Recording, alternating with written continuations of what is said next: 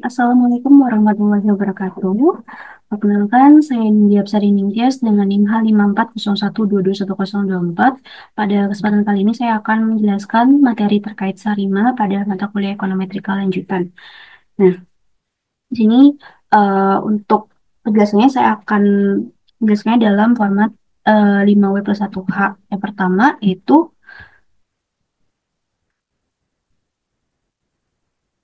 dimulai dengan what atau apa sih sebenarnya yang disebut dengan Sarima.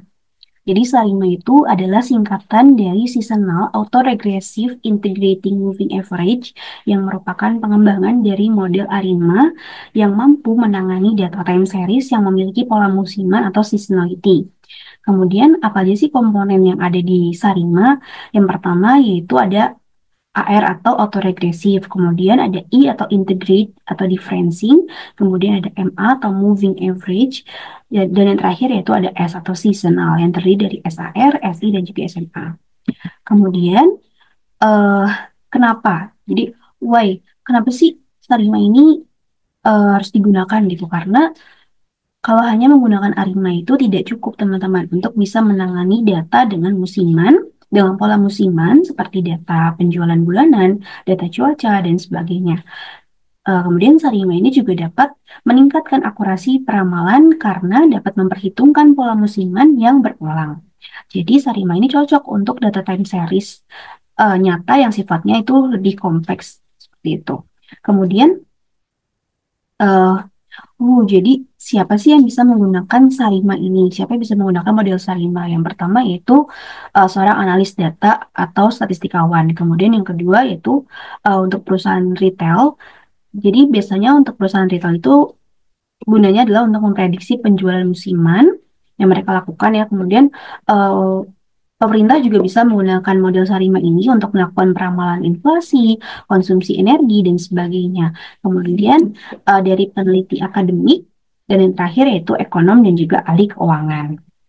Selanjutnya yaitu when. Jadi kapan sih Sarima ini bisa digunakan? Itu pada saat data time series menunjukkan adanya pola musiman yang berulang, baik itu bulanan, kuartalan, atau tahunan. Kemudian ketika model ARIMA itu ARIMA biasa itu tidak bisa cukup akurat gitu teman-teman. Jadi kita menggunakannya model Sarima. Selanjutnya yaitu digunakan dalam proses peramalan jangka pendek hingga jangka menengah seperti itu. Kemudian di mana sih atau where gitu, di mana Sarima ini bisa digunakan. Jadi untuk contoh penerapannya itu Sarima diterapkan di berbagai sektor. Yang pertama dari sektor pertanian untuk bisa memprediksi hasil panen tahunan. Kemudian yang kedua yaitu dari sektor retail untuk prediksi penjualan menjelang hari raya. Kemudian dari sektor energi untuk prediksi konsumsi listrik bulanan. Kemudian dari sektor kesehatan untuk prediksi penyakit musiman seperti flu dan penyakit musiman lainnya. Kemudian dari sektor ekonomi yaitu untuk melakukan peramalan indeks harga konsumen atau IHK. Selanjutnya yaitu how. Jadi bagaimana sih kita bisa menggunakan model Sarima? Jadi ini ada langkah-langkahnya teman-teman. Langkah-langkah dalam membangun model Sarima. Yang pertama yaitu dengan melakukan visualisasi dan identifikasi pola musiman. Kemudian yang kedua yaitu melakukan uji stasionaritas dan juga lakukan diferensi. Kemudian kita melakukan identifikasi parameter menggunakan ACF dan juga PACF. Kemudian yang keempat yaitu melakukan menggunakan fitting model menggunakan software statistik, bisa menggunakan R, Python, eViews, dan sebagainya. Kemudian yaitu melakukan evaluasi performa model, yaitu melihat AIC-nya, BIC-nya, dan juga RMSE-nya. Dan yang terakhir itu kita gunakan model untuk melakukan peramalan atau forecasting, teman-teman. Nah, jadi cukup sekian materi yang bisa saya sampaikan gitu terkait dengan model Sarima pada mata kuliah Ekonometrika lanjutan. Nah, selanjutnya saya akan melanjutkan untuk melakukan analisis Sarima menggunakan aplikasi uh, Stata, teman-teman. Baik, langsung saja di sini. Jadi data yang saya miliki di sini teman-teman, saya menggunakan data inflasi dari tahun 2014 sampai tahun 2019 dengan datanya adalah data bulanan. Nah, di sini Kita copy dulu untuk datanya, teman-teman. Datanya kita copy dulu, angkanya saja, cukup angkanya saja. Di sini kita klik Ctrl+C untuk mengcopy, kemudian kita masuk ke aplikasi Stata-nya. Di sini adalah tampilan untuk aplikasi Stata. Di sini kita klik data, kemudian data editor di sini ya, teman-teman. Kemudian di sini kita klik Ctrl+V. Kemudian variable names. Udah. Nah, sekarang kita akan masukkan waktunya. Karena ini belum ada waktunya, jadi kita akan masukkan waktunya. Bagaimana caranya? Yaitu dengan klik bagian komen, teman-teman. Nah, di sini ya, kita klik bagian komen, gen T, sama dengan underscore N. Nah, enter. Gitu. Kita lihat di sini. Nah, sekarang kita punya variabel baru, teman-teman. Punya variabel baru yaitu variabel T. Kemudian kita klik lagi, ketik lagi di komen, gen new T sama dengan TM, buka kurung, karena data awalnya itu adalah 2014, jadi kita masukin 2014. Kemudian M1 ya, tutup kurung, tambah T-1, gini. Gini ya. Kemudian enter. Nah, di sini kita lihat, kita udah punya, udah muncul ya sekarang. Nah, kita klik bagian yang baris pertama ini, kemudian pilih bagian format. Nah, ini kita pilih yang titik 3. Sini kita pilih yang monthly, karena data kita data bulanan, jadi pilihnya adalah monthly, kemudian oke. Nah, di sini udah keluar ya. Udah ada dari 2014 M1 hingga 2019 M12 ya di sini. Nah, oke. Selanjutnya, sekarang kita mau ketik lagi di komen, yaitu tset tset new T. New T.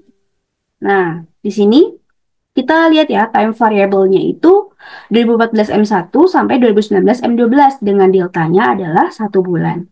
Nah, sekarang kita mau lihat line plot dari data kita, yaitu dengan pilih yang statistik, kemudian time series, kemudian kita pilih yang graphs, teman-teman. Kemudian pilih yang line plots, kemudian kita pilih yang create, terus masukin y variables-nya itu adalah inflasi, kemudian accept. Oke. Nah, oke, ini udah keluar ya gambarnya. Nah, jika kita lihat dari gambar ini, terlihat bahwa line plotnya itu musiman, walau tidak terlalu jelas. Jadi, kelihatannya sih data yang kita punya itu sudah stasioner, tapi nanti kita akan coba lagi ya, teman-teman, tes lagi gitu. Sekarang kita akan coba uji stasioner dulu untuk bisa memastikan.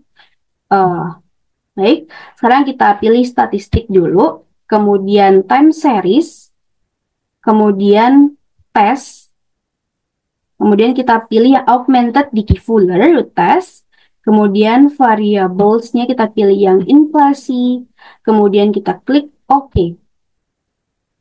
Nah, di sini terlihat ya bahwa tes statistiknya itu lebih kecil dari critical value di 1%, 5%, dan juga 10%. Dan p-value-nya juga kurang dari 0,05. Jadi data kita itu sudah stasioner di level, dan kita nggak perlu melakukan differencing lagi, teman-teman.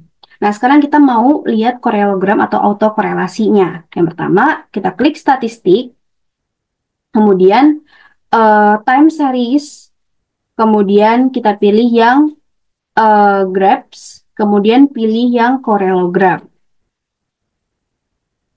Variablesnya adalah inflasi, kemudian klik OK. Nah, ini ya teman-teman.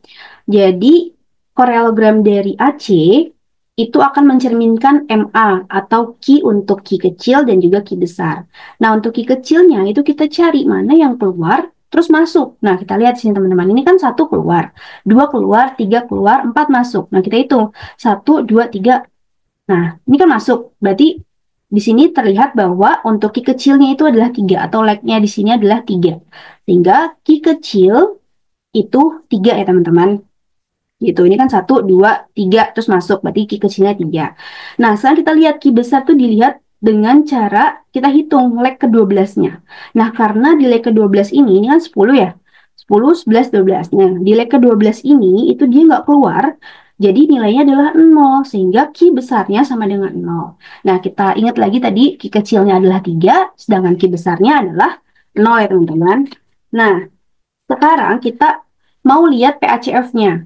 Sekarang kita klik di sini untuk statistik, kemudian time series, kemudian graphs, kemudian kita pilih yang partial parallelogram. Nah, kemudian variablesnya adalah inflasi, kemudian kita klik OK. Nah, ini ya teman-teman. Nah, jadi untuk PAC itu dia menggambarkan AR atau P. Nah, kita mau lihat nih. Dari P kecilnya dulu. Cari yang keluar terus masuk. Ini kan dia keluar. 1 keluar, 2 keluar, 3 masuk. Nah, kita hitung. 1, 2, berarti di sini adalah leg apa ya? Cut off-nya itu di leg 2. Berarti P kecilnya itu 2. Nah, sekarang kita lihat P besarnya. Berdasarkan leg 12 dan juga 24. Ini kan 10, 11, 12. Jika di dalam tapi hampir menyentuh 0. Terus leg 24 juga 20, 21, 22, 23, 24. Nah, di sini ya 24. Karena dia itu mendekati garis, jadi kita anggap legnya adalah 1 teman-teman. Jadi di sini legnya 1 ya. Di 12 ini 1, legnya 1 dan di sini 0. Ini 1, ini 0 gitu ya. Jadi P besarnya itu 1 teman-teman. Nah, kita ingat lagi ya tadi P kecilnya adalah 2, di sini 2, P besarnya itu adalah 1. Oke, sekarang kita mau melakukan uji sarimanya ya. Nah, kita klik yang statistik, kemudian time series, kemudian arima ini, kemudian dependent variables, kita pilih yang inflasi, kemudian P kecil itu kita pilih di sini P kecilnya itu 2. Nah, kemudian D-nya itu 0, kemudian ki kecilnya itu 3 ya teman-teman. Nah, gini ya. 2, 0, kemudian 3. Kemudian kita klik model 2. Kita klik model 2-nya, yaitu masukin P besarnya itu 1, kemudian D-nya itu 0, Ki besarnya itu 0, karena nggak ada yang keluar garis di bagian MA-nya tadi. Dan S-nya di sini kita masukin adalah 12 ya teman-teman. Nah, di sini 12. Kemudian kita klik OK. Nah, tunggu dulu sampai semua datanya keluar. Kita lihat sekarang di bagian Arima Regression di sini, kelihatan bahwa P di sini itu dia belum signifikan karena masih di atas 0,05 gitu. Tapi coba kita lihat EIC-nya dulu ya teman-teman. Jadi kita dengan ketik di sini Stat IC. Nah, enter. Nah, di sini untuk AIC-nya itu 62 dan BIC-nya itu 78. Terus sekarang kita coba model lain. Kita ketik di sini teman-teman. Arima, inflasi, koma, Arima, dalam kurung 1, 0, 0, lub kurung, Sarima, buka kurung, 1, 0, 0, 12. Gini. Oke, kita langsung enter. Pastikan udah benar semua, baru kita enter. Nah, ternyata di model ini itu signifikan, tapi kita cek dulu IC-nya. Kita klik di sini Stat IC.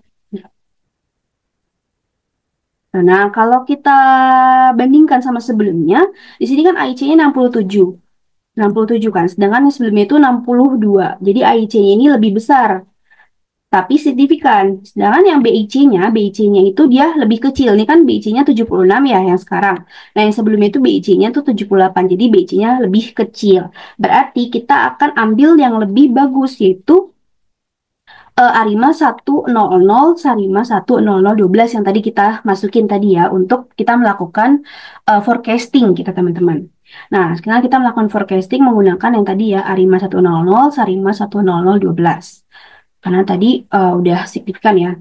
Nah, jadi kita statistik, pilih statistik, kemudian time series, kemudian setup utilities. Di sini kita pilih yang observation, kemudian untuk number of observation to 8 ini, karena kita tuh cuman bisa forecastnya itu jangka pendek, jadi kita bisa melakukan peramalan itu jangka pendek. Jadi kita coba dulu untuk 6 bulan. Kemudian kita klik OK di sini. Nah, kita ketik di komen di sini model yang tadi, Arima, inflasi, koma, Arima, Arima dalam kurung, sini 100 tutup kurung, kemudian Sarima, buka kurung 10012. Nah, kita pastiin dulu udah benar semua belum tulisannya. Kalau udah betul, kita enter. Nah, ini keluar lagi kan. Kemudian klik lagi di sini untuk predict, teman-teman, predict uh, FC inflasi, koma, Y, dynamic, buka kurung, TM, buka kurung lagi 2020. Kenapa 2020? Karena kita akan forecast 1 tahun setelahnya. Kan tadi data terakhir yang kita punya itu 2019 bulan Desember. Jadi kita baru bisa forecast itu di 2020 bulan pertama. Jadi di sini kita masukin M6 karena kita akan melakukan forecast selama 6 bulan gitu. Tutup kurung, tutup kurung. Nah, ini udah betul tulisannya. Kemudian kita enter. Nah, di sini kita lihat di bagian data editor.